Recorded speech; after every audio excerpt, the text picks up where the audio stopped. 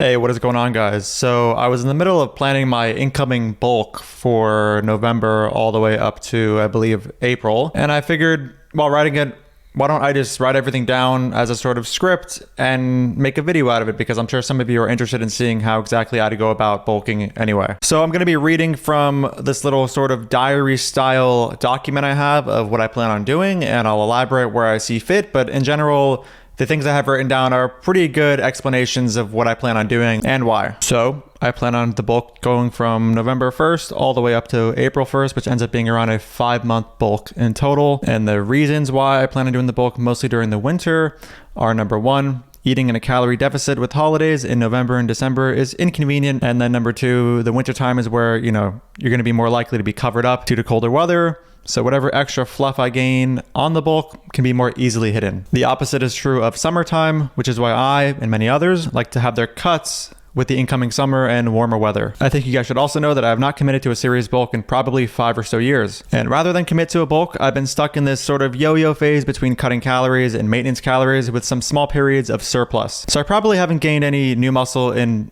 multiple years. This is something I want to change, and I want to get to my natural limit as a natural lifter before I take steroids. Just kidding, not taking steroids anytime soon. So as somebody who used to be fat, I, like many other people, feel discomfort when going up to a certain level of body fat. Such is the struggle of many people into bodybuilding like me, who want to bulk and gain more muscle, but also are afraid of putting on extra body fat during that process. But I've decided this time to say, f it. Well, kind of it. What I mean here is that I'm going to make this the most strict bulk I've ever committed to in my life. Very often in the past, I've said things like what I just said and start with a very modest surplus of 100 to 200 calories.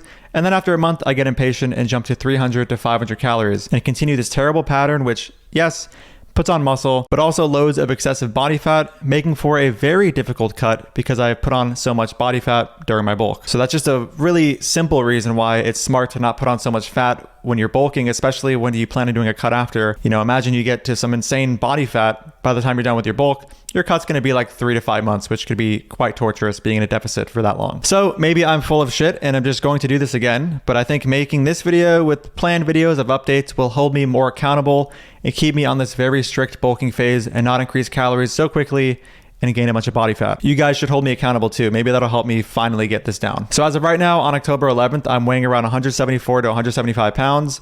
And I'm going to be in a slight deficit up until November 1st and start off my bulk at a relatively lean state. I want to be in this lean state so that I can feel more motivated to maintain this very strict regimen of a slight surplus in calories. Basically, the more lean I am, the more likely I'll feel motivated to maintain this level of leanness while slowly upping calories. If I were to start the bulk at 20% body fat, I would feel less motivated to keep off body fat because I'm already at such a high-ish, body fat. I'm gonna probably just say f it and go insane bulk mode and, have a super crazy surplus that leads to a load more of fat gain over time. So if all goes according to plan, by November 1st, I will be weighing around 170 to 172 pounds. My approximated maintenance right now is 2,400 calories. And to be clear, people have very different metabolisms. So the numbers in this video may apply to me.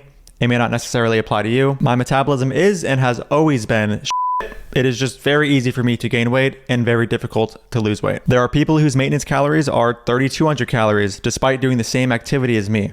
I am super jealous of this. And they're probably super jealous of me for not having to eat so much to gain weight. We basically both hate each other and wish we could switch metabolisms. Now, to be clear, leading up to November 1st, I will be consuming around 2,000 to 2,100 calories per day in order to start off my bulk at 170 to 172 pounds. So today I'll be eating about 2,000 to 2,100 calories. Super hard stuff. That's not sarcasm. It is hard. I fucking hate it. Come November 1st, I will start the bulk by eating 2,400 calories for 2 weeks as an experiment to see if I put on any significant weight or if it is now a surplus, given I am light at 170 to 172 pounds. And just so you guys understand, your maintenance calories goes down as you lose weight. That is why my initial 2,400 calories being maintenance at 175 pounds may be a surplus when I weigh 170 to 172 pounds come November 1st. And when I say significant, I mean significant in actual body fat gain, not water weight gain from increasing carbs through going from, 2,000 to 2,100 calories all the way to something like 2,400 calories. And now with how I'm gonna monitor my weight, I will monitor my weight by weighing myself every day and seeing weekly averages because of how much weight can fluctuate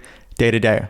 I think most people should do this as opposed to look at your new daily weigh-in as your new weight. The scale fluctuates so much because of all these different processes and water retention in the human body. Come mid-November, if I see that I have not put on a substantial amount of weight, I will conclude that 2400 calories is near my maintenance and will up calories to 2500, although I suspect that 2400 will be a surplus up to a point after I get to a low weight, such as 170. Every 2 weeks, I will compare the second week's average to the first, and if I don't see something like a 0.5 to 0.7 pound increase in body weight, I will consider increasing calories by 100 or 200. This will depend on the degree to which my body weight has changed in the 2 weeks. So in a perfect world where I start on November 1st with 2400 calories, and this is a slight surplus given my lower starting body weight of 170, and each month I gain 1 to 1.4 pounds, I suspect all of November will be something between 2400 to 2500 calories consumed. December will be 2500 to 2600 calories consumed. January will be 2600 to 2700 calories. February, 2700 to 2800 calories consumed. And then in March, 2800 to 3000 calories consumed. And the reason the calories are going up each month, in case you don't know, is that as you gain more weight, your overall metabolism goes up, meaning your maintenance calories goes up. So your calorie surplus needs to go up in order to continue gaining weight. This is similar but in reverse to what I stated earlier about your metabolism going down as you lose weight. So something about these projected numbers, these are estimates and they're based on what I've seen my body do at various body weights in the past in terms of maintenance calories changing. Things aren't always this linear to me and they may be different now for reasons I cannot inspect. So maybe I'll have to end my bulk at even higher calories, for example, something like 3000 to 3200 calories. We'll see. I think with everything just gone over calorie-wise, if this is all adhered to strictly, along with adequate protein intake and consistent implementation of progressive overload while training, by April 1st, I could put on a solid amount of muscle while minimizing fat gain. My protein intake during all this will be around 1.6 grams per kilogram of body weight, and I'll be supplementing with creatine monohydrate. And obviously things like B12 and vitamin D3, things that I think vegans should be taking. And here's an important part. I will also be working to implement deload weeks every 8 weeks during the bulk. If you don't know, a deload week can mean different things to different people, but for me, it's just a week where I continue training, but lower intensity or weight by 50% on every exercise. The purpose of this week is to give the body a break from training extremely hard week to week for 8 weeks at a time. Just so you know, some people do deload weeks every 6 weeks, 8 weeks, 10 weeks. I go with the sort of middle ground of 8 weeks. If you're wondering about cardio, I do hope I am not so lazy during this bulk that I don't do cardio, although this has happened in the past. Pretty much every bulk I've done. From what I've seen, including in my own experience, people who end up doing bulks end up becoming increasingly less functional in their everyday life. They get stronger and have bigger muscles, yes, but their cardio goes to shit. They become super tight, non-flexible, etc. I hope to minimize the degree to which this happens with consistent stretching and not gaining weight so quickly. Now, not doing cardio can be convenient for me in that there is less variance among my daily maintenance calories and that my intended calorie intake is therefore consistently applicable to all of my days. So for example, if I'm eating 2400 calories a day and 2 of the 7 days of the week I do cardio such that I burn 200 to 300 calories, I then have to adjust my calories for this increased expenditure and consume another 200 to 300 calories on top of the 2400 calories on those 2 days. This can make things more complicated. So in fear of complication and in search for an excuse to be a lazy piece of shit and avoid cardio, I may use this mild inconvenience as a justification to not do cardio.